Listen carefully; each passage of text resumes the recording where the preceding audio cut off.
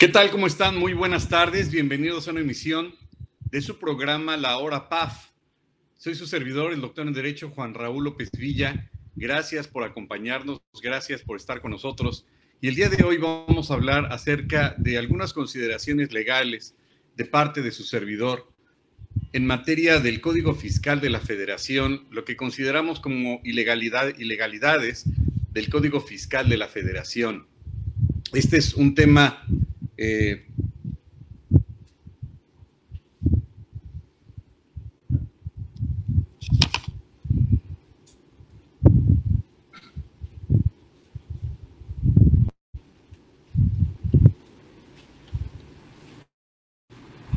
a ver,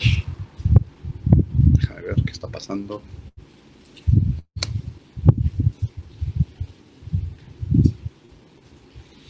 Hola, ¿qué tal? ¿Cómo están? Muy buenas tardes. Bienvenidos a una emisión más de su programa La Hora PAF. Soy su servidor, el doctor en Derecho, Juan Raúl López Villa. Gracias por acompañarnos. Gracias a Casia Creaciones y a la revista PAF por esta atención. A su servidor, esta deferencia para conducir en esta ocasión el programa de La Hora PAF.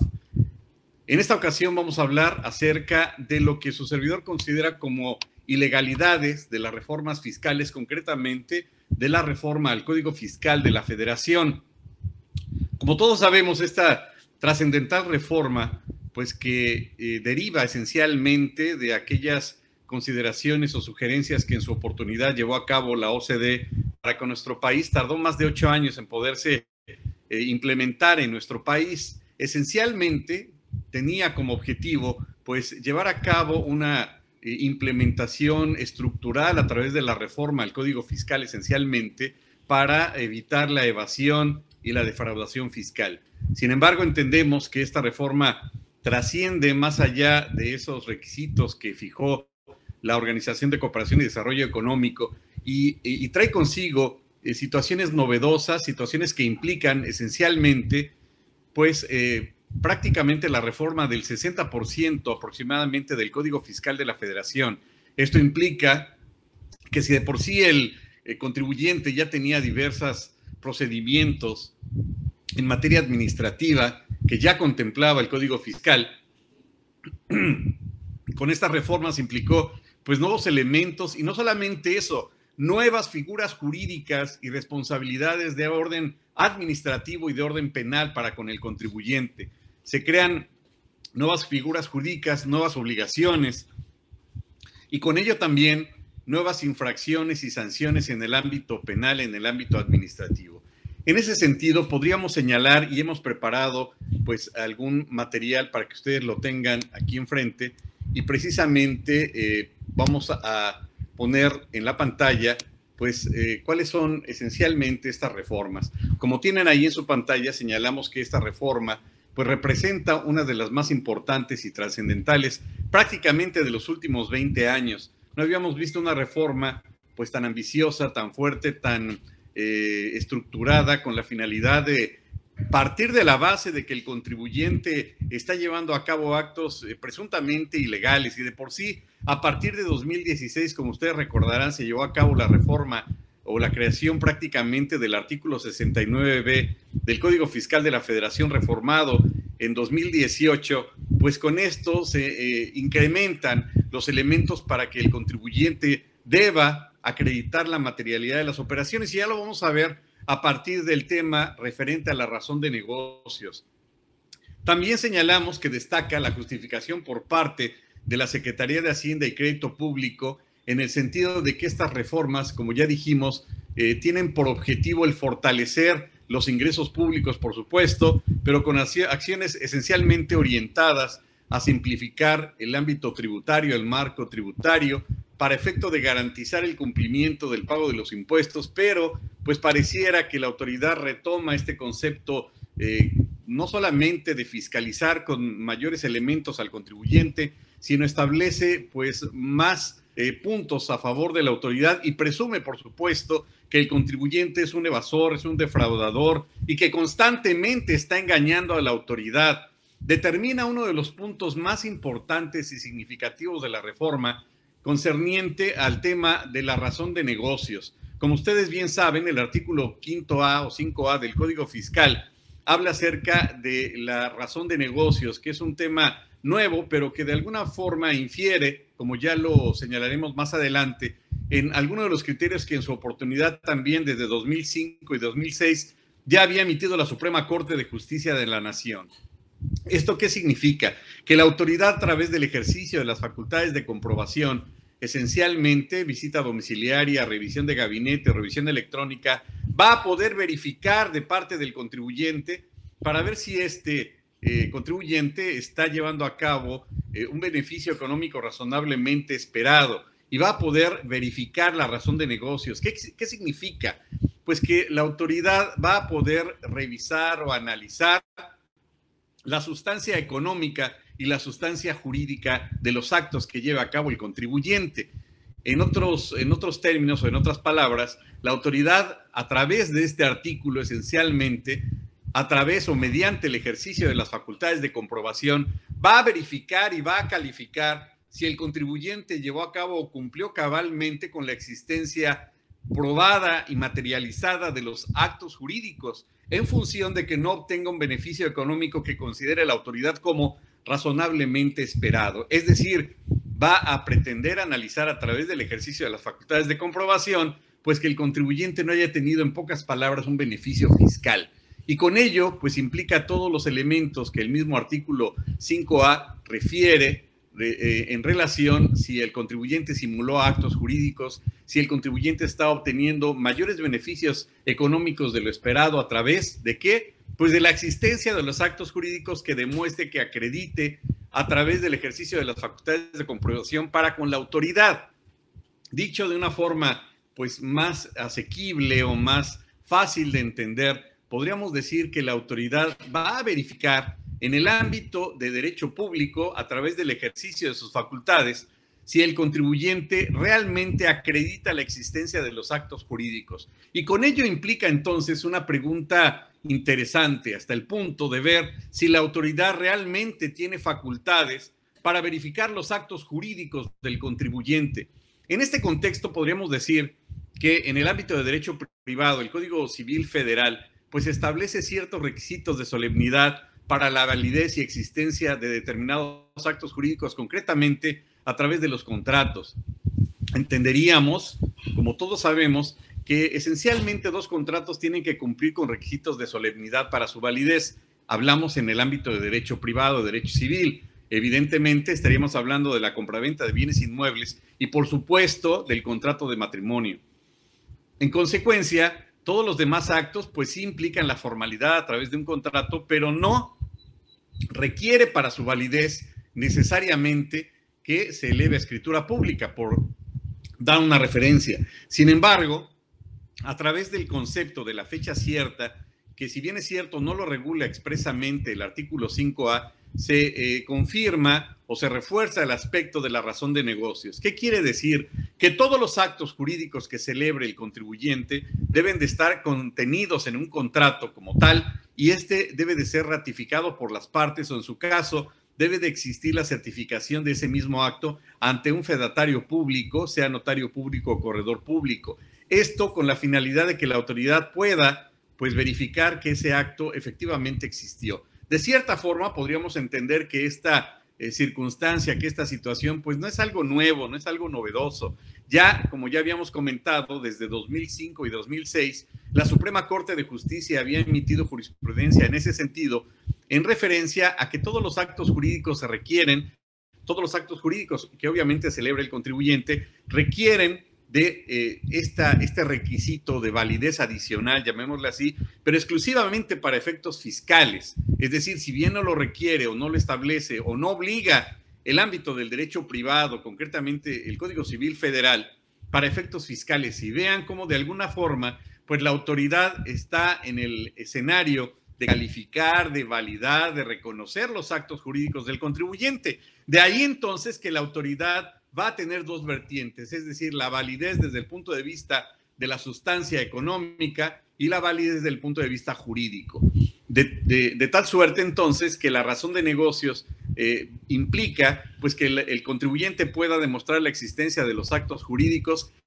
que no exista ningún tipo de simulación al respecto y que por otro lado, como ya hemos indicado, pues deba demostrar, acreditar la existencia de los actos jurídicos a través de un contrato y como un plus, pues que este contrato esté debidamente certificado, por lo menos ante un fedatario público,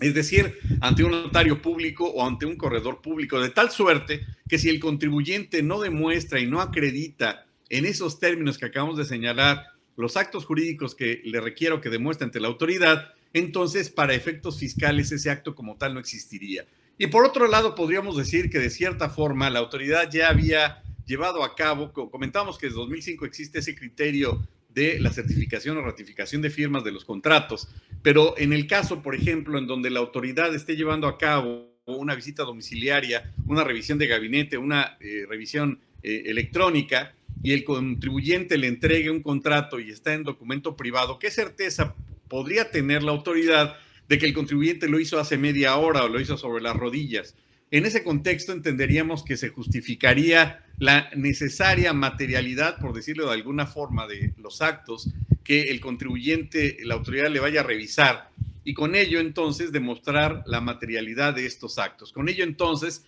se refuerza pues lo que ya se venía regulando en el artículo 69b. En ese sentido entonces señalaríamos que pues el primer punto, ya dijimos, es el referente a la recaracterización de la razón de negocios, pero particularmente destaca otro aspecto en la praxis, en la forma a través de la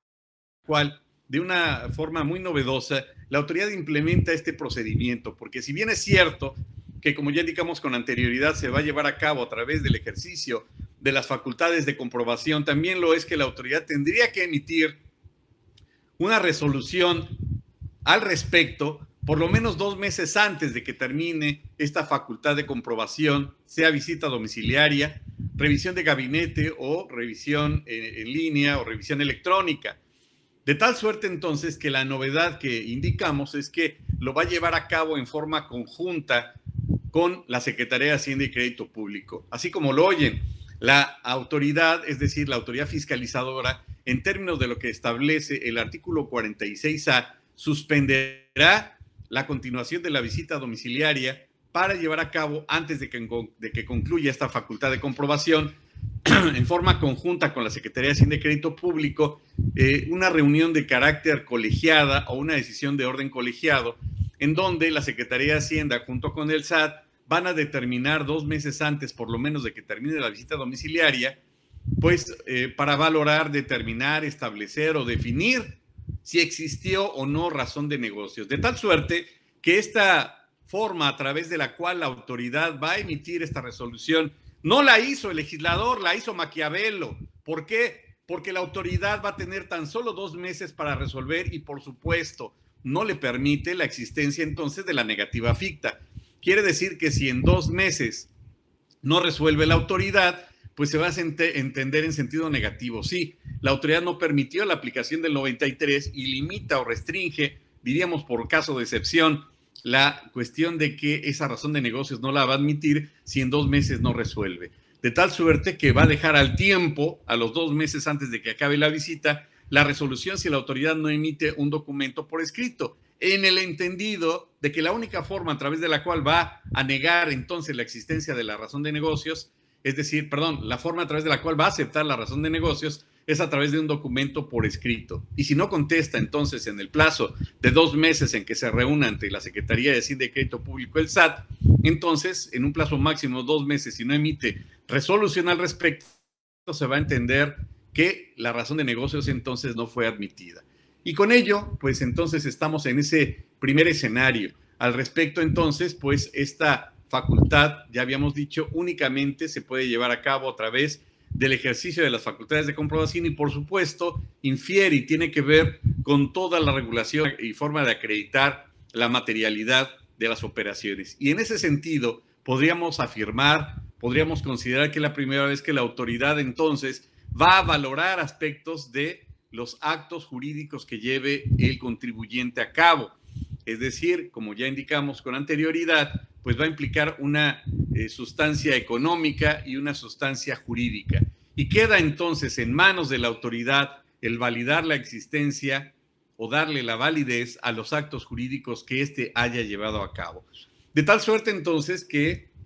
considero, salvo su mejor opinión, y por cierto, si tienen alguna duda sobre la marcha, pues los podríamos considerar para efecto de que nos manden sus consideraciones, sus preguntas y resolver las dudas que puedan tener. En este sentido, entonces, consideramos que va a ser la única manera a través de la cual la autoridad pueda emitir entonces esta facultad. Pero viene la pregunta del millón. La autoridad, al llevar a cabo esta reforma fiscal, entendemos que es una situación novedosa, entendemos que va a ser a través del ejercicio de las facultades de comprobación en los términos y condiciones que ya indicamos, y entendemos, por supuesto, que es la primera vez que se establece la posibilidad de que la autoridad pueda resolver en forma conjunta con la Secretaría de Hacienda y Crédito Público. La pregunta del millón entonces es, ¿la autoridad consideró, contempló en esta reforma, en este cambio, las adecuaciones necesarias o las implementaciones necesarias o adecuaciones al reglamento interior de la Secretaría de Hacienda y Crédito Público? Dicho de otra forma, realmente el reglamento interior del Servicio de Administración Tributaria contempla la facultad para revisar o para llevar a cabo la razón de negocios. Y por otro lado nos preguntaríamos, ¿el reglamento interior también contempla este caso de excepción a través del cual va a tener que emitir una resolución colegiada con la Secretaría de Hacienda y Crédito Público? Pues hasta donde hemos investigado, evidentemente, efectivamente, el reglamento interior de la Secretaría de Hacienda y Crédito Público no refiere en ningún momento la facultad para llevar a cabo la revisión de la razón de negocios y menos aún que pueda emitir una resolución conjunta con la Secretaría de Hacienda y Crédito Público. Si nos vamos desde un punto de vista estricto, entenderíamos que a la luz del artículo 16 de la Constitución, en el principio de legalidad, la autoridad debe de tener competencia para el ejercicio de sus atribuciones y no se puede presumir una competencia sino aquella que se encuentre, o sino a través de aquella que se encuentre contemplada en forma literal y en forma exacta dentro del reglamento interior que le otorga facultades. En ese sentido o en ese contexto, pues consideramos que la autoridad no podría, por mayoría de razón o por cualquier otro tipo de metodología, presumir la facultad o la competencia de una autoridad administrativa. De tal suerte que, salvo su mejor opinión, hasta en tanto no se encontrara esa facultad expresa en el reglamento interior del SAT, pues no podría entonces la autoridad ejercitar esa facultad. Es un tema delicado, es un tema que a la luz del derecho positivo mexicano, pues tiene esas implicaciones o esas modificaciones pendientes. Antes de continuar, no sé si tengan alguna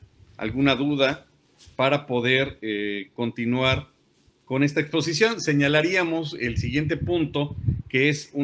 pues todo un tema que se refiere al tema de los asesores fiscales. En este sentido,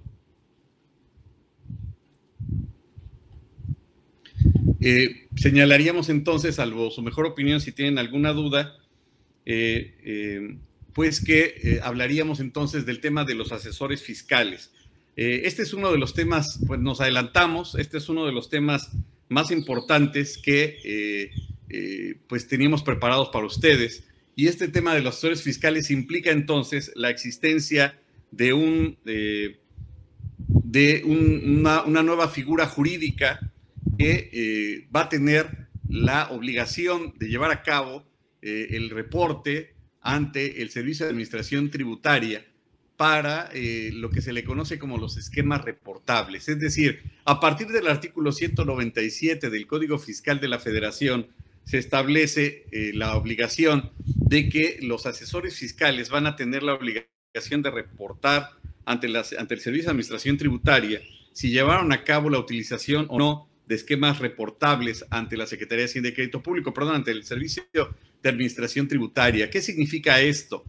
Que existe entonces la figura, de entre otros tantos, de un tercero que se va a llamar asesor fiscal, pero que no necesariamente es licenciado en Derecho o contador. Puede ser incluso una persona física que pueda ser licenciado en Derecho, que pueda ser contador,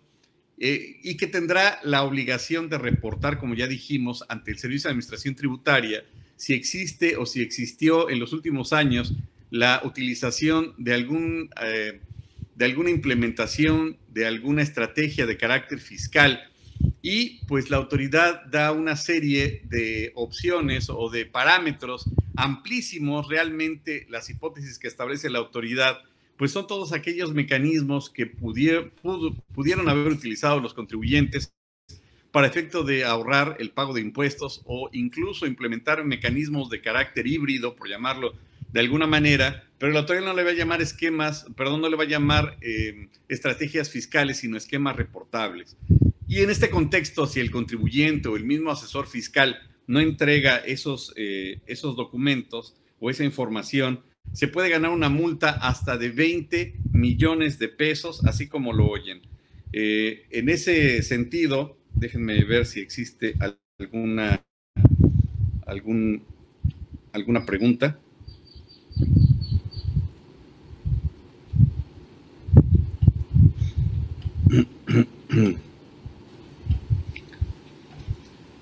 Y en ese sentido, entonces, pues la autoridad va a tener o le impone la obligación a este nuevo personaje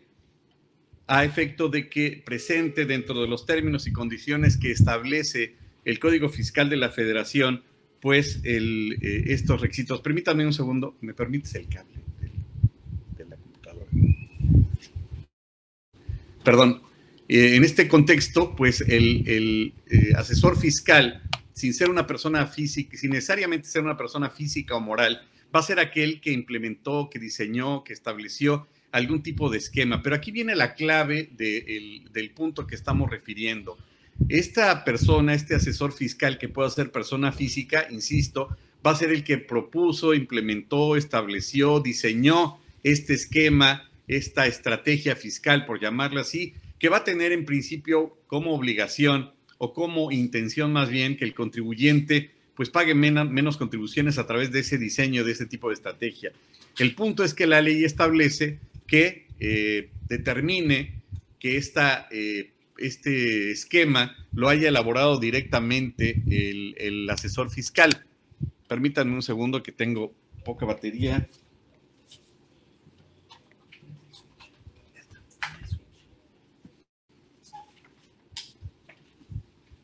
¿Sí?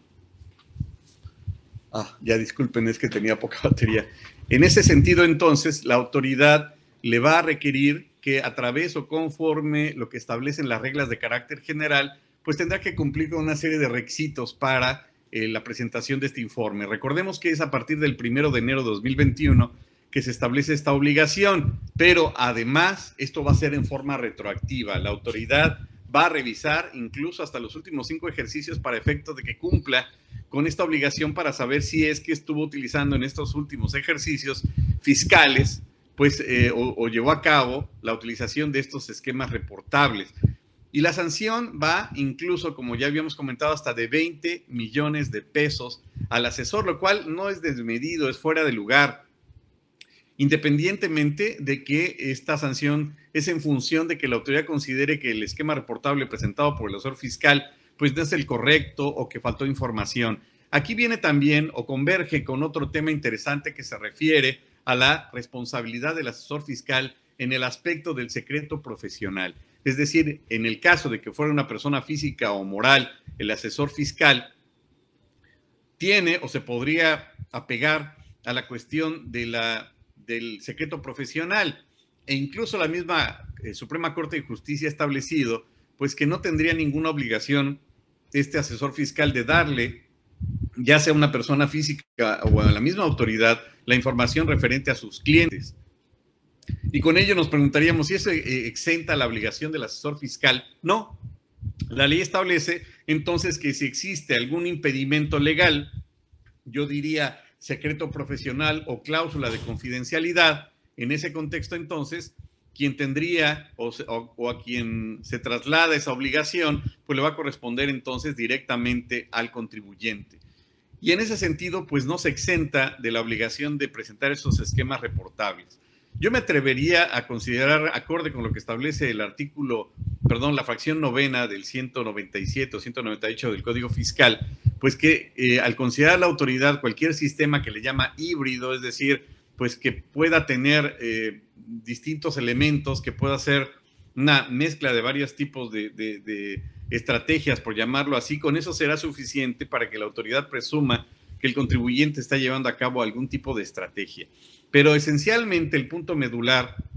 salvo su mejor opinión, es que pues el legislador puso un punto que yo creo que lo pone en predicamento al legislador frente a los actos de la autoridad, en el sentido de que establece como condición elemental pues el hecho de que el asesor fiscal haya diseñado la totalidad de ese esquema reportable. Y dicho de otra forma, así como lo establece la ley, si el asesor fiscal nada más diseñó una parte de ese esquema reportable, estaría obligado.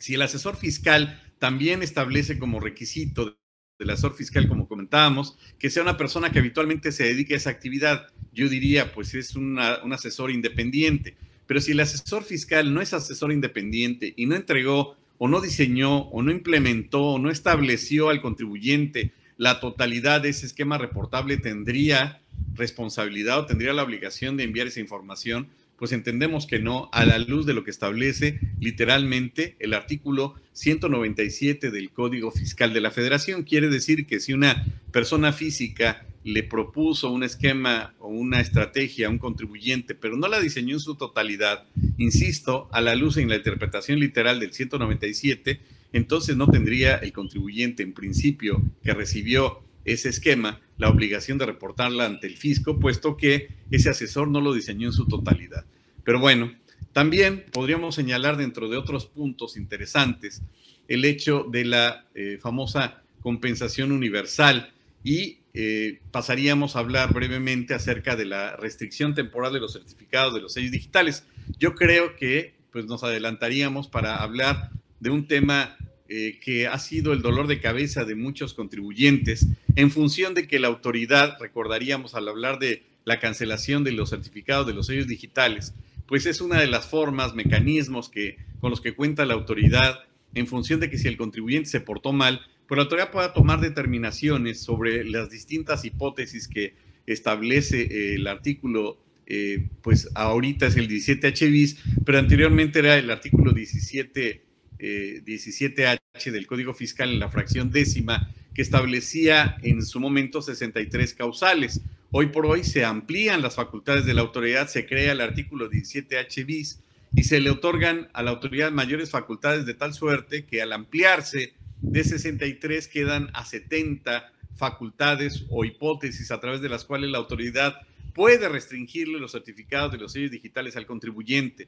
¿Esto qué implica? Pues que el contribuyente tiene que velar por el cumplimiento de muchas obligaciones, incluso algunas de orden o de carácter indirecto. Por ejemplo, el hecho de que tenga que llevar a cabo,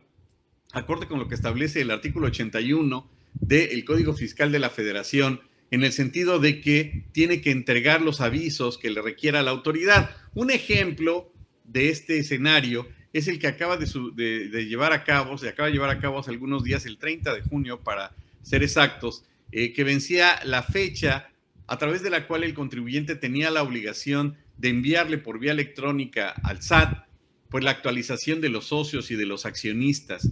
y siempre y cuando obviamente implicara que la sociedad mercantil en algún momento había tenido alguna modificación y tendría que actualizarle esa información. Hay que recordar que esa modificación, en términos de lo establecido por el artículo 27, apartado B, fracción sexta del Código Fiscal de la Federación, y que va acorde con la regla de carácter general 2.14.19, en este contexto, pues se establecía la obligación de que las sociedades mercantiles que no hubieran actualizado la información de socios o accionistas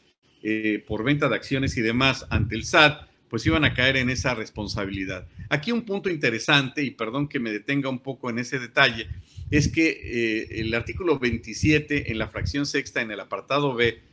pues establece sí que tiene la obligación de remitir esa información únicamente cuando haya habido alguna modificación accionaria y que no se haya actualizado su información al SAT. Hasta ahí nos queda muy claro esa definición. Sin embargo, hay que reconocer que el artículo 27, apartado B, fracción sexta, no nos remite las reglas de carácter general.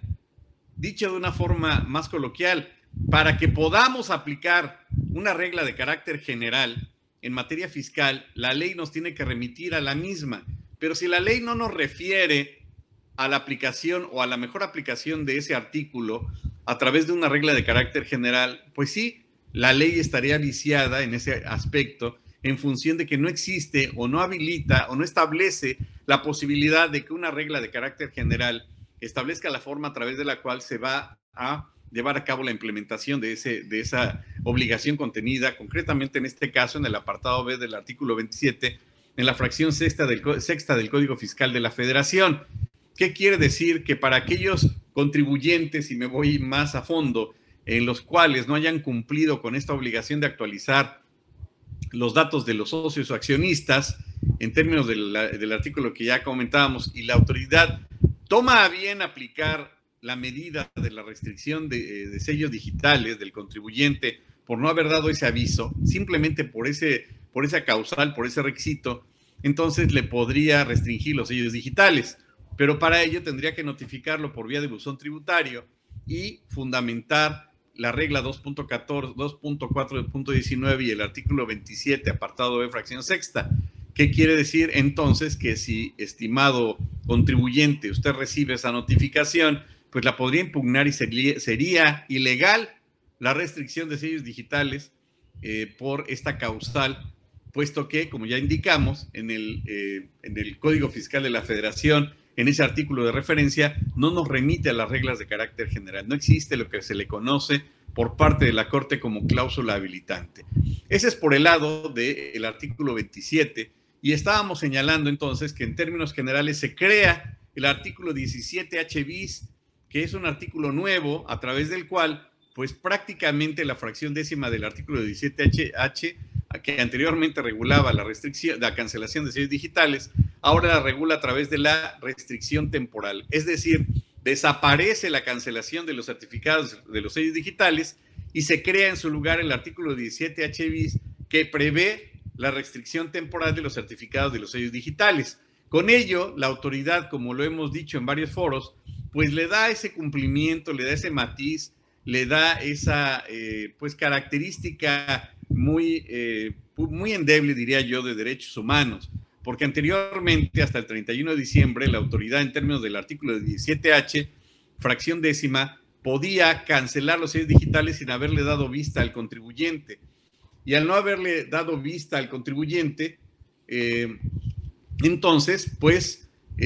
implicaba la violación del debido proceso. Es decir, primero te cancelo, luego te doy vista a ver qué opinas sobre, pues, desacreditar el argumento de la autoridad. Con ello, a partir del 1 de enero de este año, entonces, al crearse el artículo 17H bis, pues se crean nuevos escenarios, más causales, más hipótesis. Para efecto de la restricción temporal de sellos digitales, se le da también la oportunidad al contribuyente, pues, de que se pueda defender o manifestar lo que su derecho convenga para que la autoridad resuelva y en un plazo breve determine si le habilita nuevamente los certificados de sellos digitales y acreditó su dicho, o si simplemente de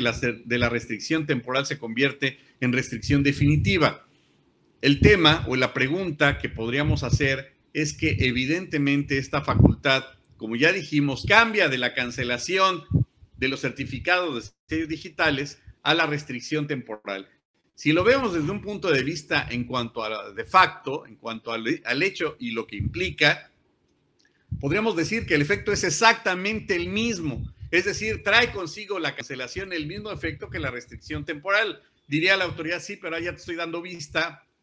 y tú puedes desvirtuar. Pero en tanto le dé vista y en tanto puede desvirtuar el contribuyente, no puede recibir dinero, no puede recibir operaciones y va a estar maniatado literalmente y no va a poder evidentemente tampoco llevar a cabo ningún entero de la autoridad, puesto que va a estar limitado a la restricción de los certificados de sellos digitales y en consecuencia podríamos señalar, salvo su mejor opinión, que la restricción pues tiene de alguna manera el mismo efecto que la cancelación, aun cuando entendemos que la restricción estaría ya sea para resolverse de que se le libere el sello digital o para que se confirme esa restricción de orden definitivo que al final del día traería la misma o el efecto mismo de la cancelación de los sellos digitales.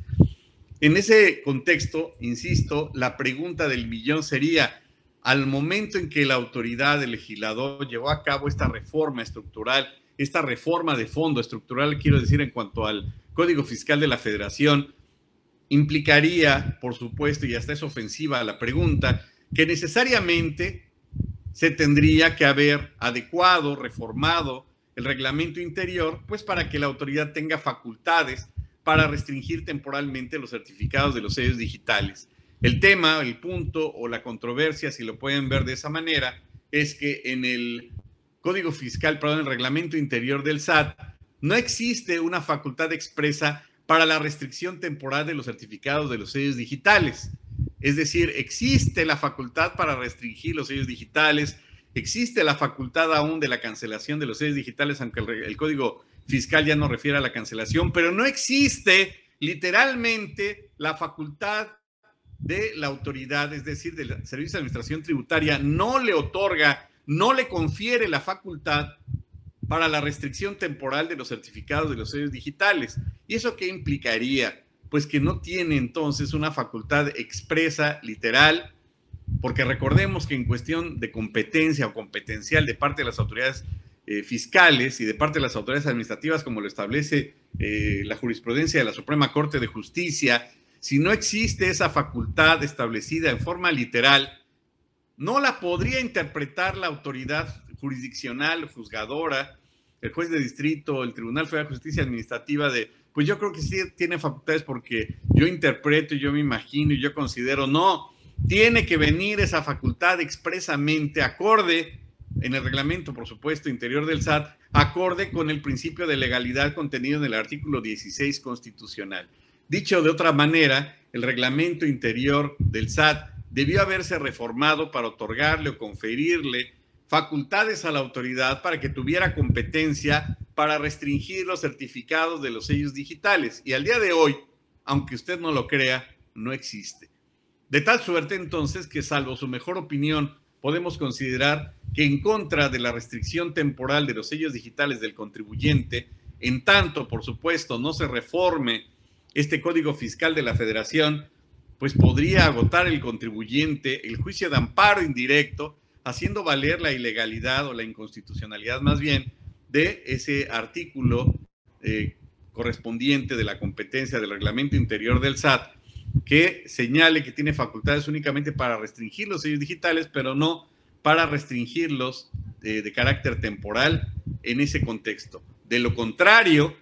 el Código Fiscal de la Federación, en las reformas que implicó esta modificación, pues vendría en el Código Fiscal de la Federación, pero no encontraría el fundamento en el reglamento interior del SAT en cuanto a su competencia. Vean entonces que todos los actos de la autoridad tienen que estar establecidos previamente en un ordenamiento jurídico y la autoridad, en consecuencia, entonces, solamente podría llevar a cabo aquellos actos que la ley le otorga, que la ley le confiere, pero no por mayoría de razón o por una interpretación a la luz de la jurisprudencia. En materia de competencia de las autoridades, tiene que tener esa competencia debidamente aclarada, debidamente definida, y no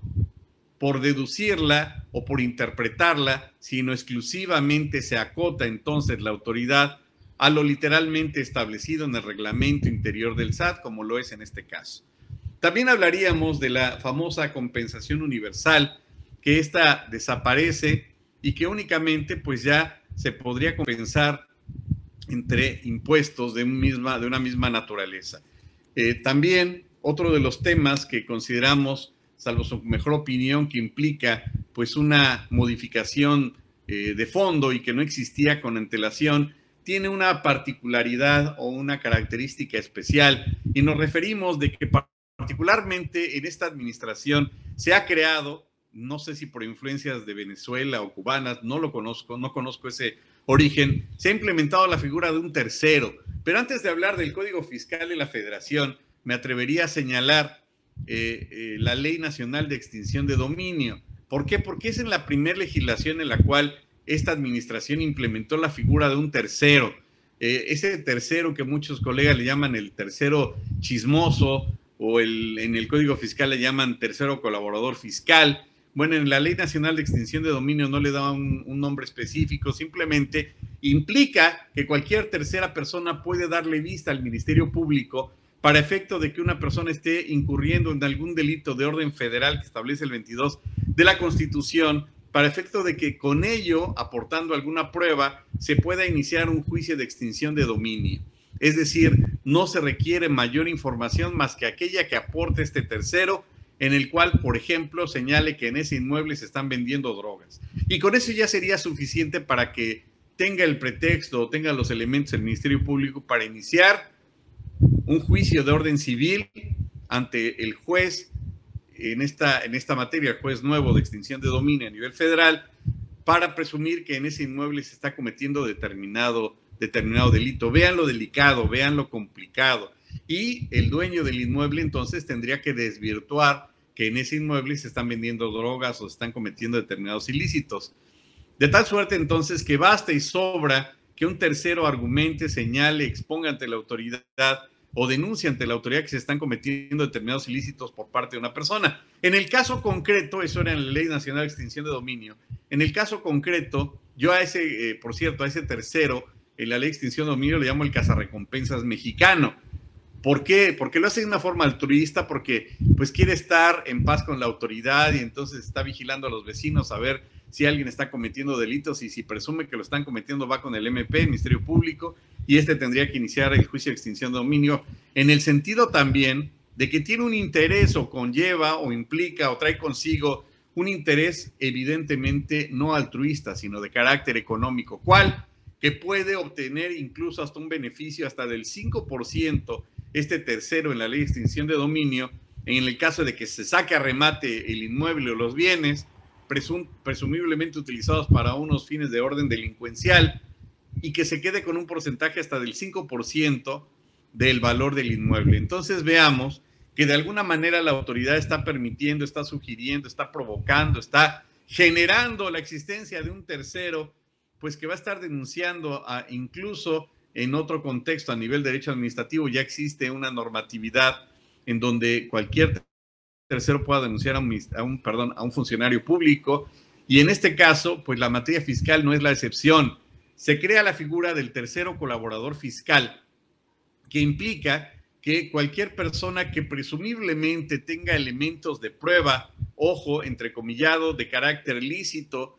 o información lícita, se la podrá proporcionar al SAT a efecto de que esta autoridad pueda iniciar el procedimiento pertinente, por ejemplo, el inicio del procedimiento de presunción de operaciones inexistentes. Aquí viene la pregunta radical de fondo. El artículo que regula la creación del tercero colaborador fiscal, pues se va a referir entonces a que presuma que un tercero, sea persona física o moral, en algún momento llevó a cabo alguno de los actos del 69B, es decir, emita facturas, comprobantes fiscales digitales,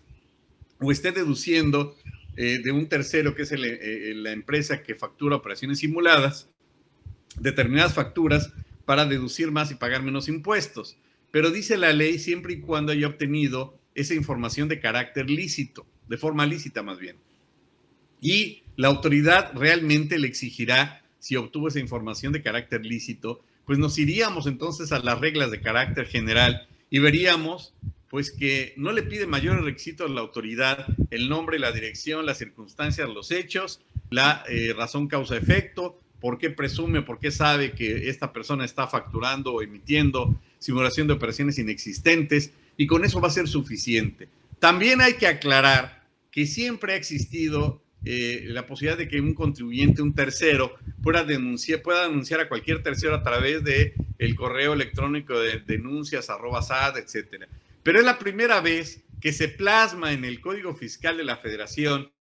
o se establece el contenido de que un tercero pueda denunciar a cualquier persona únicamente aportando las pruebas documentales correspondientes y señalando que las obtuvo en forma lícita. La pregunta es, ¿realmente cualquier tercero le va a dar la información a algún personaje para que se lo lleve al SAT y pues autorice que se llevó su contabilidad, se llevó sus facturas o no sé qué información requiera la autoridad? Y por otro lado, entenderíamos que la autoridad pues tiene casi toda la información del contribuyente. ¿Qué tendría los FDIs? ¿Qué más tendría las declaraciones, los dictámenes? Y podría incluso pedirle a la Comisión Nacional Bancaria estados de cuenta del contribuyente. Entonces, ¿de qué documentales estamos hablando? Pues todas aquellas que no sean las que les acabo de mencionar, y señalará bajo protesta decir, ¿verdad?, que esa información la obtuvo en forma lícita. Y hasta ahí llega esa facultad de este tercero. En ese contexto, si el afectado, el contribuyente al que se le presume o al que se le está denunciando que está facturando con simulación de operaciones inexistentes, quisiera demandar o más bien denunciar a este tercero colaborador, pues es información confidencial. Vean lo absurdo. En ese sentido, la pregunta sería, ¿puede el contribuyente demandar al SAT para efectos de requerirle vía de amparo que le proporcione esa información si se la niega sobre quién es el tercero? Claro, en función del derecho de petición, artículo 8 de la Constitución, y con ello identificar si se cometió alguna cuestión de algún delito, pues denunciarlo y con ello demostrar jurídicamente la existencia de la prueba ilícita, porque entonces todos los datos y toda la reforma y todo lo que hizo la autoridad en aras de recabar información de un tercero que de buena fe, filantrópicamente le entregó la información, pues va a servir de nada, porque si el contribuyente entonces acredita bajo esos esquemas o bajo esos pasos que les acabo de señalar que es una prueba ilícita, es decir, que el tercero colaborador obtuvo ilegalmente esas pruebas, ¿qué implicaría? Pues que todo carezca de validez por la famosa teoría del árbol envenenado, es decir, no podría surtir efectos, no puede traer consecuencias legales aquella información que haya sido obtenida de una forma ilícita. ¿Y en qué forma o en qué momento el contribuyente le va a proporcionar toda su información contable a un tercero para que la vaya a denunciar a la autoridad? Pues evidentemente en ningún momento, y con ello no estoy defendiendo en absoluto a los CEFOS, a los CEDOS, en absoluto. Simplemente ponemos el escenario que a la luz del sistema jurídico mexicano implicaría, por supuesto, el hecho de ofrecer una documental que no haya sido obtenida en forma lícita, pues que todo el procedimiento, sea presunción de operaciones inexistentes o incluso la carpeta de investigación correspondiente a presunción de operaciones inexistentes que puede dar lugar a delincuencia organizada, pues se caiga en función de que la prueba obtenida por el SAT derivó de una prueba de orden ilícito. Vean entonces que toda esta parafernalia, todas estas modificaciones que hizo la autoridad, considero pues que están puestas con alfileres, puesto que si la autoridad se va a basar, valga la reiteración, si la autoridad se va a fundamentar entonces en información obtenida en forma ilícita de parte del contribuyente y este logra acreditar ese dicho, esa situación, esa circunstancia de que la información fue obtenida en forma ilícita, pues toda la presunción de operaciones inexistentes o incluso el delito o la carpeta de investigación correspondiente, pues se puede venir para abajo, puesto que el legislador no contempló la posibilidad precisamente de que el contribuyente pudiera denunciar que se está utilizando información que se obtuvo de forma ilegal. Y eso, por supuesto, para efectos de la carpeta de investigación, pues no podría tener validez. Otro tema, que ya se nos está acabando el tiempo, que vale la pena señalar, y que lo dijimos desde la primera ocasión que tuvimos la suerte que nos invitó Casi a Creaciones para hablar en el mes de diciembre de 2019 de estas reformas, lo seguimos señalando al día de hoy, es lo que establece el artículo 27 en el último párrafo del apartado A, si no me equivoco, y que refiere a la georreferenciación. Es decir, el artículo 27, de entre otras tantas cosas que regula, pues es la obligación que tienen los contribuyentes de darse de alta y cumplir con una serie de requisitos para tales efectos. Y las reglas nos establecían de carácter general, pues que se tenía o que se tiene que entregar un número de un teléfono móvil. Sin embargo, el artículo 27 como tal del Código Fiscal de la Federación no nos obliga al momento de darnos de alta en dar un teléfono móvil, es decir, un teléfono celular, sino son las reglas de carácter general. Y aquí viene la pregunta, ¿las reglas de carácter general pueden establecer más requisitos de los que establece la ley para estos efectos? Pues evidentemente no podría ir más allá la regla de carácter general, puesto que ésta no puede establecer cargas de obligaciones, sino solamente derechos en beneficio en favor del contribuyente. Es decir, el artículo 27 establece los requisitos para darse de alta y y las reglas de carácter general prevén o consideran o establecen que el contribuyente, entre otros tantos datos que tiene que proporcionar para darse de alta, es la entrega de un número celular. Pero si el contribuyente entonces no da ese número celular, estaría incurriendo en alguna responsabilidad. No, porque el Código Fiscal de la Federación establece como requisito para darse de alta el señalar nada más un teléfono, no un teléfono móvil. ¿Y por qué tanto énfasis o referencia de parte del servidor en los teléfonos móviles que establecen las reglas en este sentido del artículo 27?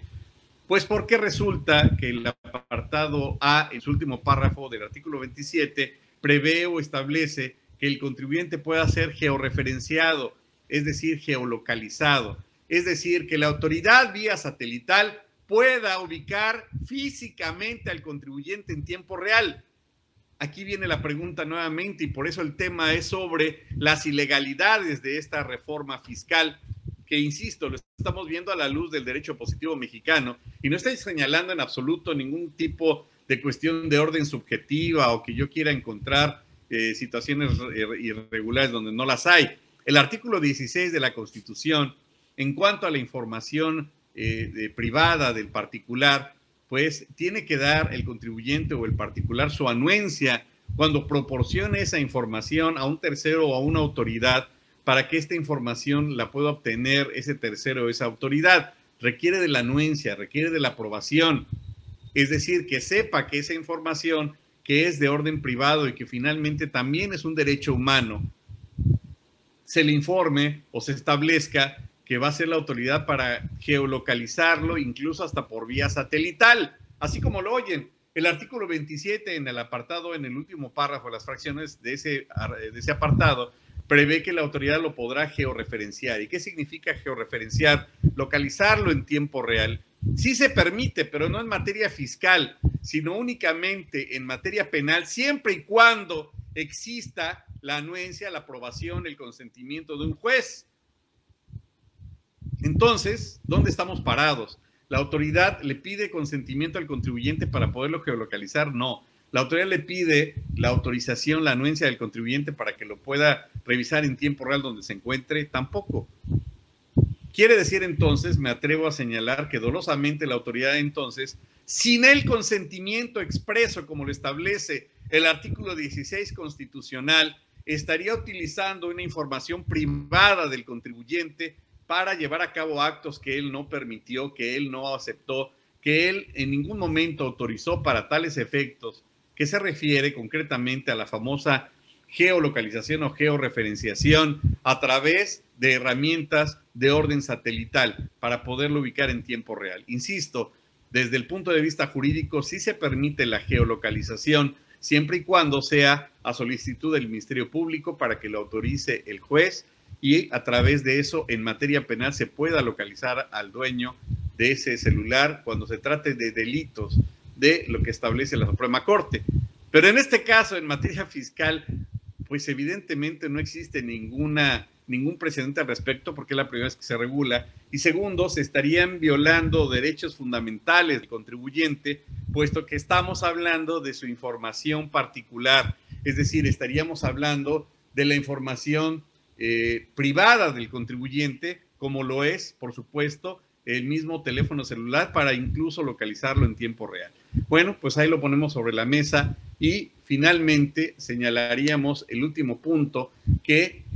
pues refiere a la obligación de habilitar el buzón tributario y a la facultad que también la autoridad fiscal va a poder, se le otorga, va a tener para poderlo localizar en tiempo, no en tiempo real, quiero decir, en el domicilio del contribuyente. La autoridad lo va a poder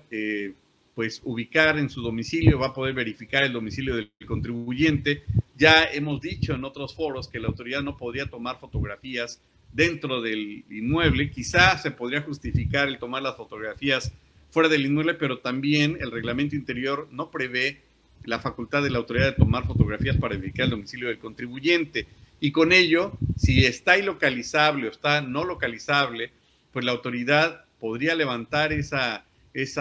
acta correspondiente y con ello poderle restringir también temporalmente los certificados digitales. También la autoridad le podrá requerir, fuera de las facultades de comprobación del artículo 42 del Código Fiscal información referente a su RFC o información referente a su contabilidad que tenga que ver con el RFC. Y aquí viene la cuestión, el cuestionamiento que nos surge sobre el hecho de que el artículo 42A del Código Fiscal existe sobre esta una tesis, no es de jurisprudencia, una tesis aislada, que determina que el artículo 42, que se refiere a requerir la información respecto de la contabilidad del contribuyente, al no tratarse de información requerida dentro de una visita domiciliaria, es inconstitucional. La pregunta sería, el artículo 27, en lo que se refiere a la verificación de parte de la autoridad de información que le puede requerir para efecto de verificar su domicilio fiscal o datos del RFC, estarían incurriendo en el mismo vicio del artículo 42A que ha sido declarado inconstitucional. ¿En qué sentido? En el sentido de que la autoridad no le puede requerir información al contribuyente que tenga que ver directa o indirectamente con su contabilidad, sino en virtud del ejercicio de las facultades de comprobación. Quiere decir entonces que muy probablemente el artículo 27, en comento, en referencia a la facultad que tiene la autoridad para requerir la información respecto de su RFC, al no ejercitarlo, al no pedirlo, al no requerir al contribuyente dentro del ejercicio de las facultades de comprobación, estaría incurriendo muy probablemente en un acto de inconstitucionalidad en el mismo sentido de lo que el precedente del artículo 42A que ha emitido la Suprema Corte de Justicia determina como inconstitucional. Y finalmente señalaríamos que desaparecen los supuestos a través de los cuales se liberaba de responsabilidad solidaria a los liquidadores y a los síndicos en los casos de que se tratase de contribuciones a cargo de sociedades que estaban en quiebra o en liquidación. Es decir, recordaríamos que desaparecía la responsabilidad solidaria de liquidadores y en general a la que se refiere el artículo 26, fracción décima del Código Fiscal, pues cuando la sociedad se liquidaba y con ello ya se desaparecían las responsabilidades, se habilita o se amplía el artículo 26, fracción décima del Código Fiscal, y aun cuando la sociedad mercantil esté liquidada, pues no desaparece la responsabilidad solidaria. Vean cómo eso también infiere o tiene que ver con lo que estamos indicando en este momento. Y también el hecho, pues, de todas estas modificaciones, todos estos procedimientos novedosos, tan es así que hemos dado precisamente en este mismo foro alguna plática acerca de los nuevos procedimientos que ha establecido el Código Fiscal de la Federación, porque aunados a los que ya existen, pues ya se establecen nuevos procedimientos para la aclaración de restricción de sellos digitales, nuevos procedimientos para la cuestión de los asesores fiscales, el nuevo procedimiento, como ya dijimos, en el caso de la razón de negocios, y pues ya no solamente hemos señalado algunos aspectos o matices generales de esta reforma, sino también hemos puesto en su mesa, hemos puesto en su pantalla, pues las consideraciones legales que a la luz de los criterios de la Suprema Corte de Justicia consideramos en lo particular son inconstitucionales. Finalmente, agradezco a Casia Editores que nos hayan hecho el gran favor, la atención de distinguirnos y tener el honor de estar aquí con ustedes. Hemos dado una plática muy genérica y perdón que haya sido pues muy rápido en la explicación, pero bueno, les dejamos algún material para efecto de pues las consideraciones que hemos analizado a la luz de los criterios de la Suprema Corte de Justicia de la Nación, como ilegales, como inconstitucionales, por supuesto, siempre fundados conforme a derecho. Agradezco el favor de su atención y los invitamos también a que nos acompañen a nuestro canal de YouTube de Juan Raúl López Villa y a nuestro canal de Juan Raúl López Villa en Spotify, en donde pues semanalmente subimos reflexiones en estos temas. Muchas gracias por el favor de su atención, muchas gracias por escucharnos, por vernos, espero se encuentren muy bien, cuídense mucho y muchas gracias y que tengan una excelente semana. Buenas tardes.